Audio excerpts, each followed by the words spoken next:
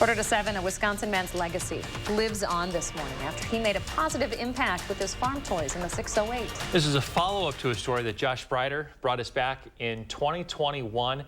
A bittersweet update to this story, Josh. Yeah, certainly is. So if you live in Monroe or have visited before, you may have seen or even been to Marv's Farm Toys and Antiques. Well, I'm sad to say Marv passed away late last year, but this morning there's new life to his passion. We're taking a look back at this story I filed when we visited him 3 years ago.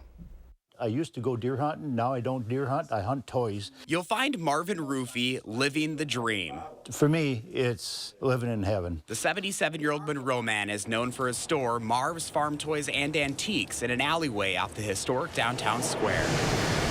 What started as his small hobby about 20 years ago is likely the oldest farm toy store in Wisconsin now, and one of the few of its kind across the country. I'm not in it for the money as much as I am for the fun of it, really. Marvin has been a carpenter for more than 50 years, which makes sense when you see some of the tools and items he has inside. But his hobby is his life. Before, I was physically working all the time.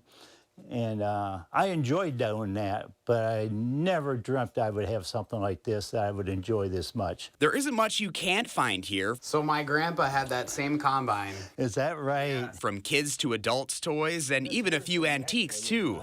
Apple peeler.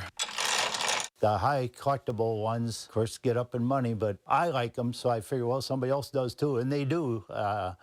You'd be surprised what I sell. Marvin says people travel from near and far. They become family. Sometimes not even knowing what they're after. And I get old-timers coming in. They'll spend 2 hours in here just looking, and they may not buy anything, but we still have a good time. Marv hopes to keep it going for another 20 years, even if he doesn't make another dime.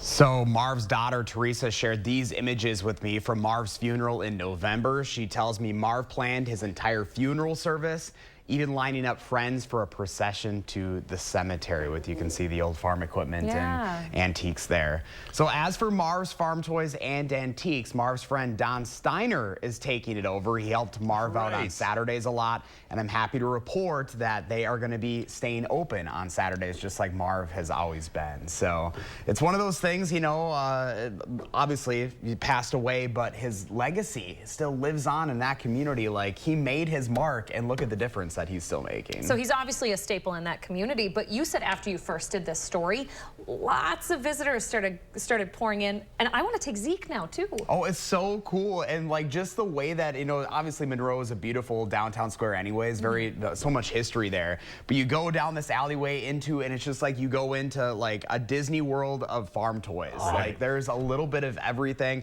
I mean, big and small. It is something to see, so please go check it out. It is pretty amazing. A lifetime of passion that will live on. Oh my gosh, yeah. What a wonderful man, a wonderful family too. Wonderful way to remember him. There you go. Appreciate the update, Josh. Yeah, you bet.